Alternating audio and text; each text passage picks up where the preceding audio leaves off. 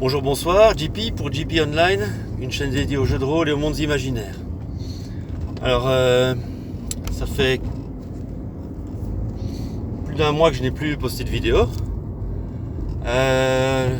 Donc, toujours en confinement, hein, cinquième semaine de confinement en Belgique.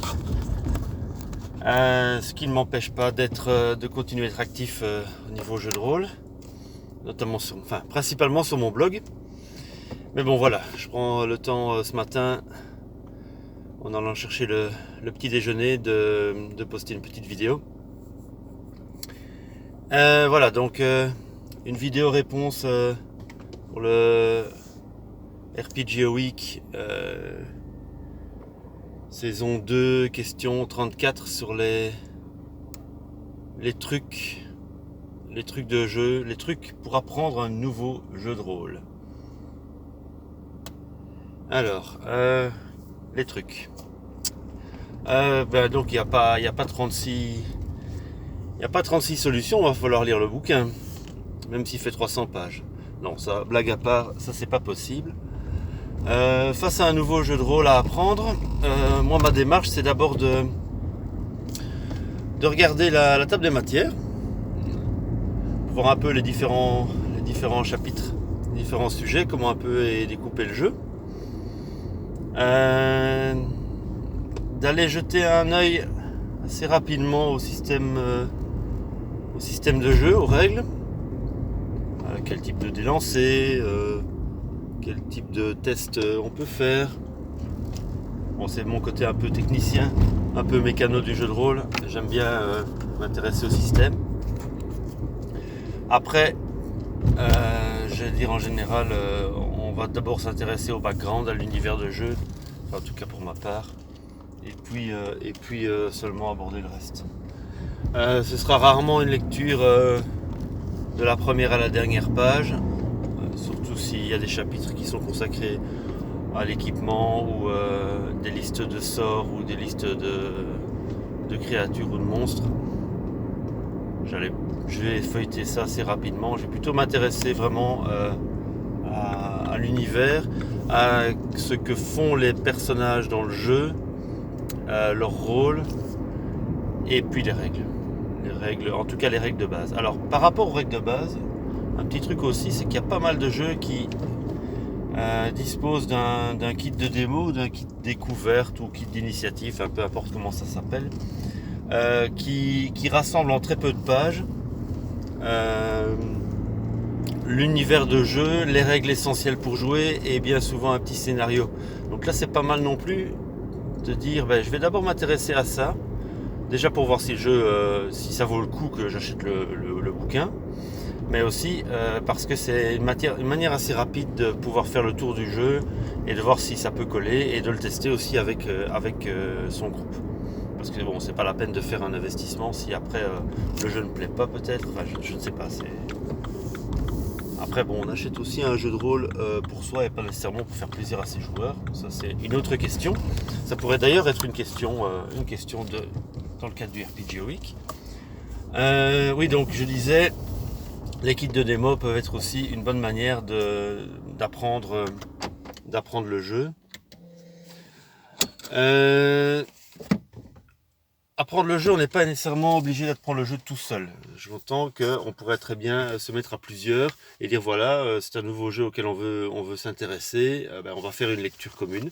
Tout le monde peut que le jeu soit disponible par exemple en PDF ou que le kit de démo soit disponible en PDF et que les joueurs ne lisent pas le scénario.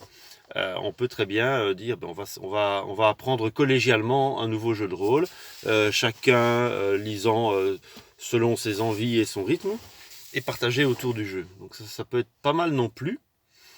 Ça permet il y a plus d'idées dans plusieurs têtes que dans une, donc ça permet de faire ça ensemble, de mettre ça en commun. Certaines personnes vont être plus attentives à certains aspects du jeu qu'à d'autres, donc voilà, ça peut être pas mal, un partage, et surtout aussi, si on a des questions, si on a des incompréhensions, on peut les partager ensemble et y répondre. Voilà.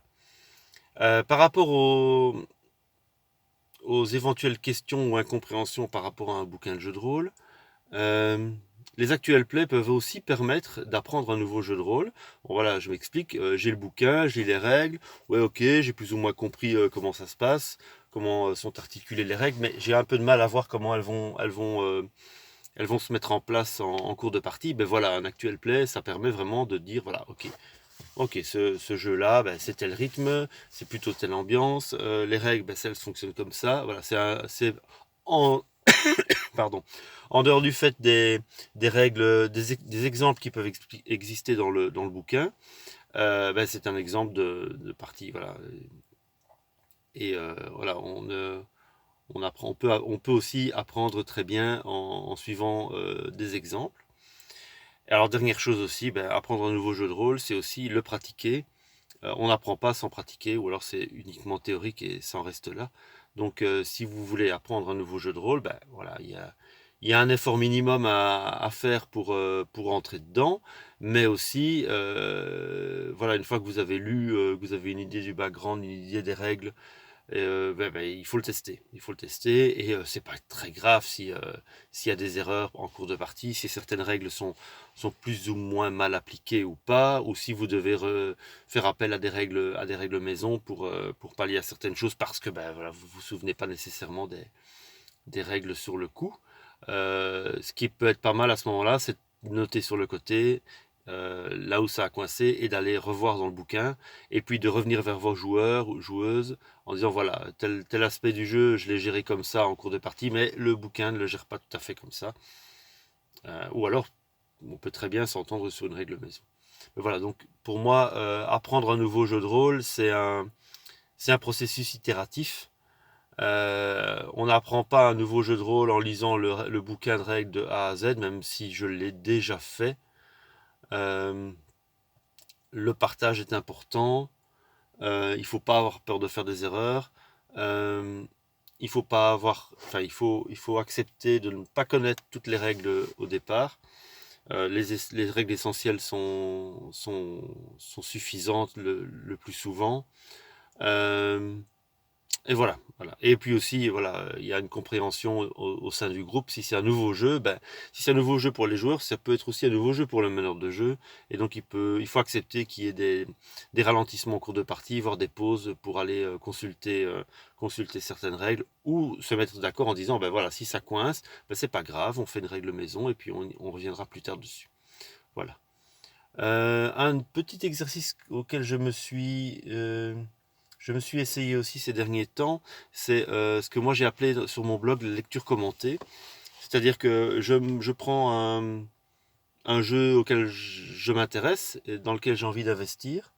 Je le lis là pour le coup chapitre par chapitre et j'en fais un article sur mon blog où j'explique de quoi il s'agit. Je rentre un peu plus dans les règles, dans le détail.